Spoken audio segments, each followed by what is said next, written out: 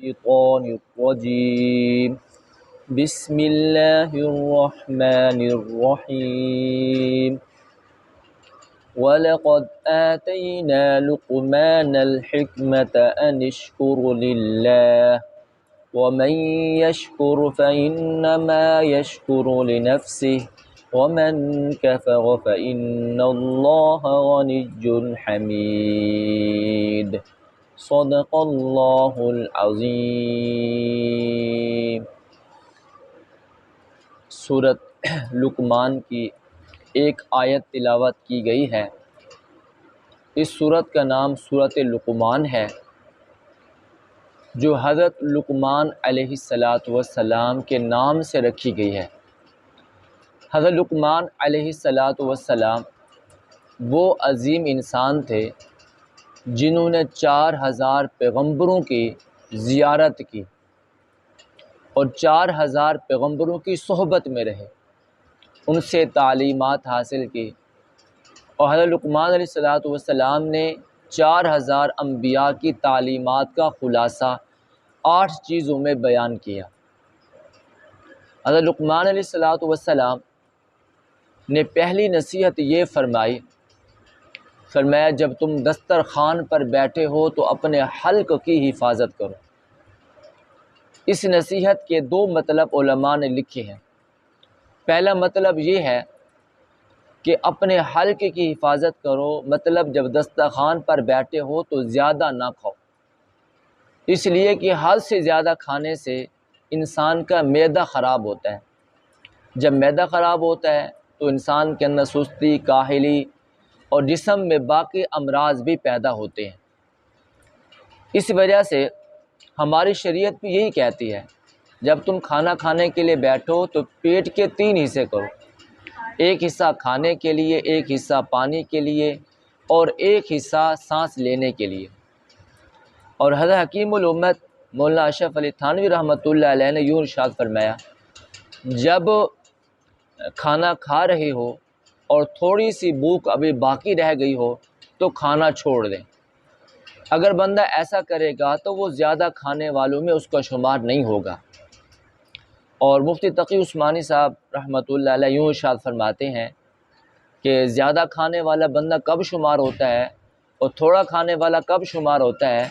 فرمایا جب کھانا کھاتے کھاتے دل میں یہ کشمکش پیدا ہو جائے کہ میں کھانا کھاؤں یا نہ کھاؤں، اگر یہ کیفیت پیدا ہو جائے، مشتبہ کی صورت پیدا ہو جائے، تو اس وقت فرمایا کھانے کو چھوڑ دینا، یہ کم کھانے والوں میں شمار ہوگا۔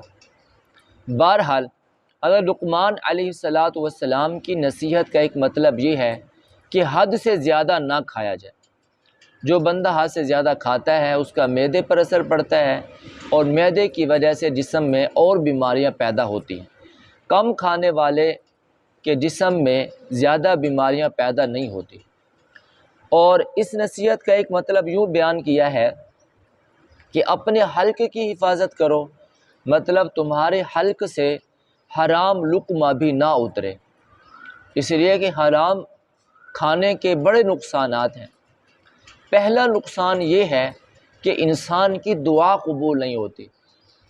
ایک حدیث پاک میں آتا ہے، حضور اکرم صلی اللہ علیہ وسلم نے ارشاد فرمایا، جو بندہ حرام کھاتا ہے اللہ اس کی دعاؤں کو قبول نہیں فرماتے۔ فرمایا آپ صلی اللہ علیہ وسلم نے، اللہ تعالیٰ مسافر کی دعا بھی قبول کرتے ہیں، والد کی اولاد کے حق میں بھی دعا قبول فرماتے ہیں، اور مظلوم کی بد دعا بھی قبول فرماتے ہیں۔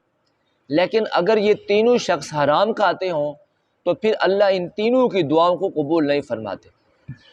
حدیث پاک میں آتا ہے، حضور صلی اللہ علیہ وسلم نے یوں ارشاد فرمایا، ایک آدمی لمبے سفر پر ہے، اس کے بال بھی پراگندہ ہیں، اس کا جسم بھی میلا کچیلا ہے، اس کے کپڑے بھی گندے ہیں، اسی حالت میں اب وہ آسمان کی طرف ہاتھ اٹھاتا ہے، منہ آسمان کی طرف کہتا ہے، یا ربی یا ربی یا ربی، اللہ تعالیٰ سے دعا کر رہا ہے، حالانکہ اس کا کھانا بھی حرام ہے، پینا بھی حرام ہے، پہننا بھی حرام ہے۔ فرمایا جب وہ اس صورت میں دعا کرتا ہے کہ مسافر کی دعا قبول کی جاتی ہے، لیکن اس کے حرام کھانے کی وجہ سے اس کی دعا قبول نہیں ہوتی۔ ایک حدیث پاک میں یوں ارشاد فرمایا گیا، جو آدمی ایک لقمہ حرام کھاتا ہے 40 دن تک اس کی دعا قبول نہیں ہوتی۔ حضرت انس رضی اللہ تعالیٰ عنہ حضور صلی اللہ علیہ وسلم خدمت میں حاضر ہوئے، کہنے لگے یا رسول اللہ میرے لیے دعا فرمائے کہ اللہ تعالیٰ مجھے مستجاب الدعوات بنا دے، میں جب بھی دعا مانگوں اللہ میری دعا کو قبول فرما لے۔ حضور صلی اللہ علیہ وسلم نے ارشاد فرمایا حرام کھانے سے بچو، جب تم اپنے آپ کو حرام کھانے سے بچاؤ گے تو اللہ تعالیٰ تمہاری دعاؤں کو قبول فرمائیں گے اور تم مستجاب الدعوات بن جاؤ گے۔ تو حرام کھانے کا پہلا نقصان یہ ہے کہ بندے کی دعا قبول نہیں ہوتی۔ دعا ان کی قبول ہوتی ہے جو ہمیشہ حلال کھاتے ہیں، حرام سے اپنے آپ کو بچاتے ہیں۔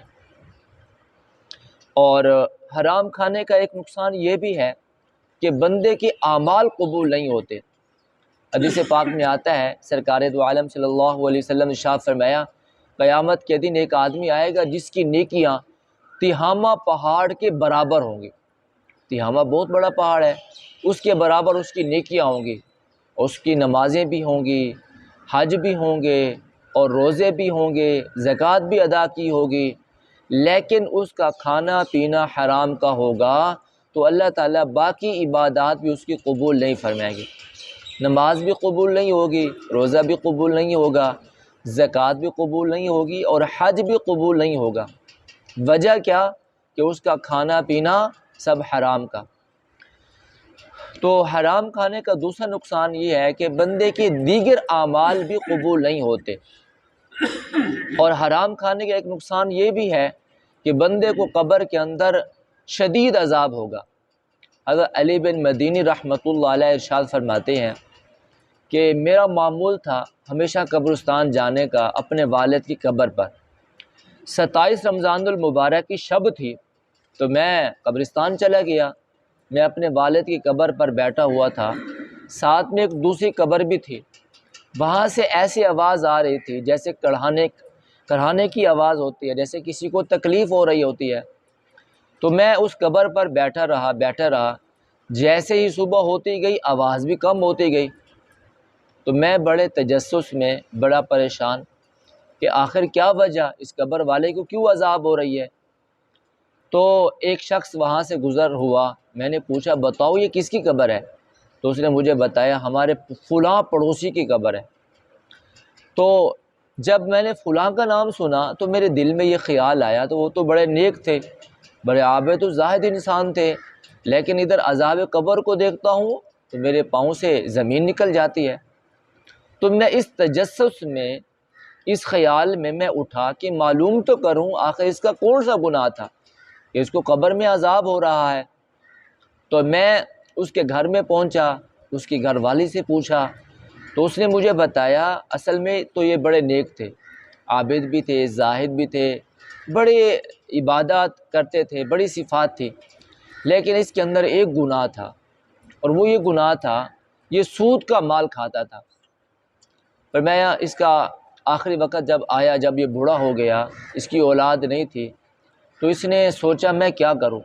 اس نے اپنے دوستوں سے مشورہ کیا، دوستوں نے اس کو یہ مشورہ دیا کہ تم اپنی پراپرٹی ساری بیچ کر سارا پیسہ سود پر دے دو، اس طرح تمہیں ماہانہ نفع ملتا رہے گا اور تم اپنی آسانی سے زندگی بسر کر لو گے۔ اب اس نے ساری پراپرٹی بیچی اور سود پر دے دیا، اب ہر مہینے اس کو نفع ملتا، اب وہ اس سود کا جو نفع تھا وہ اس کو کھاتا رہتا تھا۔ تو علی بن مدینی رحمۃ اللہ علیہ فرماتے ہیں پھر مجھے سمجھ میں آیا اس کا جو عذاب قبر ہے وہ اس گناہ کی وجہ سے، یعنی حرام کھانے کی وجہ سے ہے۔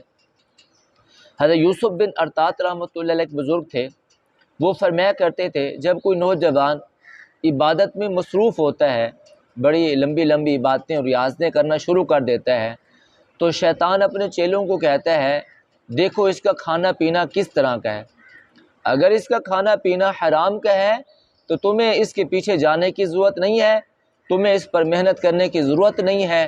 ہاں اگر اس کا کھانا پینا حلال کا ہے پھر تمہیں اس شخص پر محنت کرنے کی ضرورت ہے۔ یعنی شیطان بھی اس شخص سے بے پرواہ ہو جاتا ہے، اس پر شیطان کو بھی اس شخص پر محنت کرنے کی ضرورت نہیں پڑتی جس کا کھانا پینا حرام کا ہو۔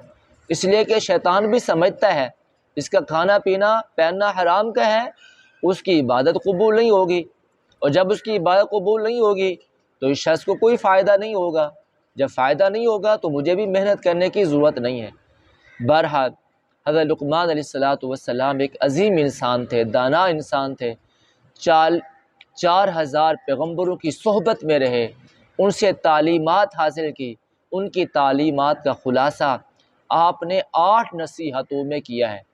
پہلی نصیحت آپ کی یہ تھی کہ آپ نے ارشاد فرمایا جب دسترخوان پر بیٹھے ہو تو اپنے حلق کی حفاظت کرو۔